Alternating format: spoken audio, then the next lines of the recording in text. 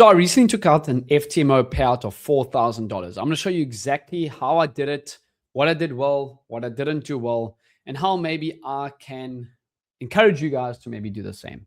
Perfect. So as you can see on screen over here, I made 5.1%. This is an FTMO 100K account. I'm trading 100K accounts with FTMO as well as my own cash accounts. But I think specifically talking on prop firms, I think FTMO are one of the best firms in the industry.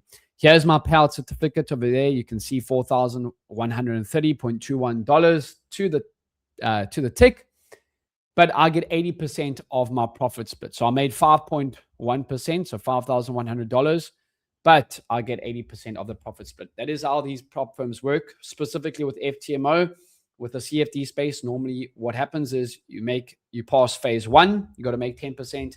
You then have to get phase 2, which is 5%, and then you get the live funded account that you can take payouts on every single 2 weeks. So I made that $5,000 in 2 weeks of trading, especially for guys that are wanting to make trading an extra income. I think that's great extra money, particularly here in South Africa, right? So I'm going to show you exactly how I did it. Cool. So again, I think I had a nice win rate. Look at that daily win rate percentage, 75%. The average risk reward ratio could be a little bit better. But when you got a high win rate like that, 82% win rate, it doesn't really matter. You are going to make money long term. So I think it's not bad at all. And probably started off with a few bad trades and drawdowns. So as you can see, I actually started my first day losing almost half of the account balance. Remember, you're allowed a 10% drawdown on these accounts. But I came back and made it back on the next one. So something that I think I need to be doing better at is trading smaller on these funded accounts. It took me 2 weeks to get it past, phase 1 and 2. I sling hard on those. But on the funded accounts, I think I need to tone down the risk and just trade a little bit more conservatively because I can take payouts on it every single 2 weeks. Like I've already got that once you take a payout, they give you a new account. And I've already made $600 on that new account in 1 day. So I think I just need to slow down on the risk, which I did well today on. We had a sell-off on the indexes today.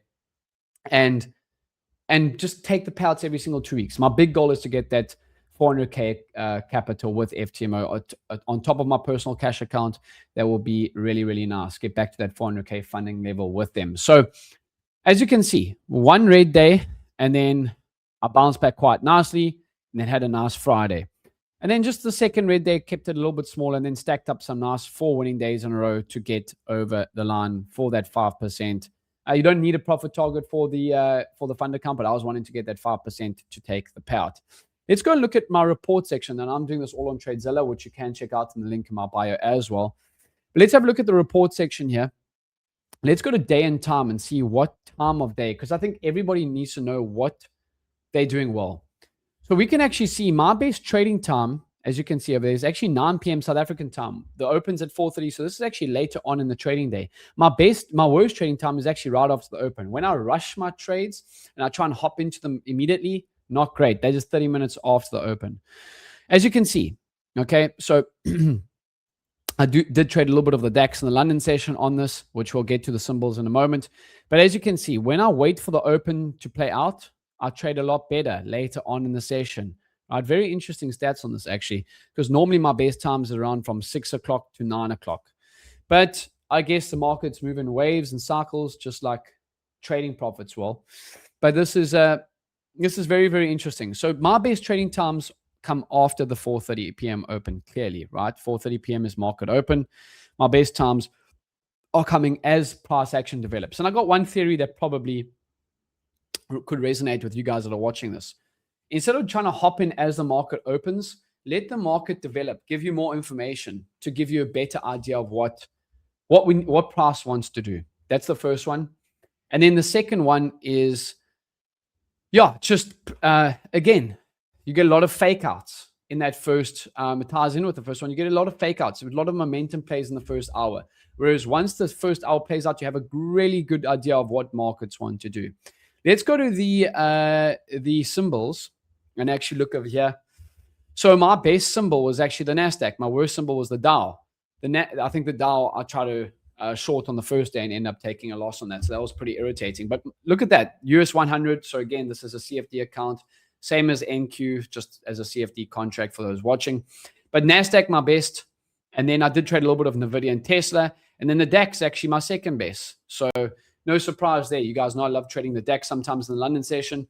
But the NASDAQ clearly is my best asset, and I traded really, really well. So again, I think 2 takeaways from these reports is letting the market come to me. I don't need to rush in. My worst trading times is right after market open. Once market develops, gives me time and more information, I can make it happen. So yeah, that's what we can take from there. We can have a look at the overview section as well. So my average winning trade was 138. My average losing trade was 443. So not bad considering that that is less than 0.5% of the account for the max losing trades. My average winning day was 1,700 and my average losing day was 2,600, which is not bad.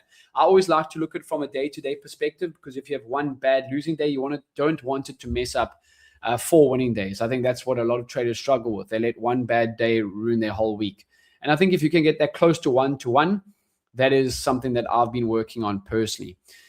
Okay, so let's go to the average hold time for my winners is 25 minutes. My average hold time for my losers is 1 hour and 35 minutes. So clearly need to cut my losers quicker. Okay, so yeah, as you can see, average hold time for my winners is 25 minutes. You know, in and out on the 5-minute time frame, that's what I do well. My profit factor, 1.47. That's fantastic. Let's have a look here. As you can see, NASDAQ was my best performing pair, then the DAX, NVIDIA, and Tesla. That's what I'm normally sticking to when I am trading live and on the markets as well.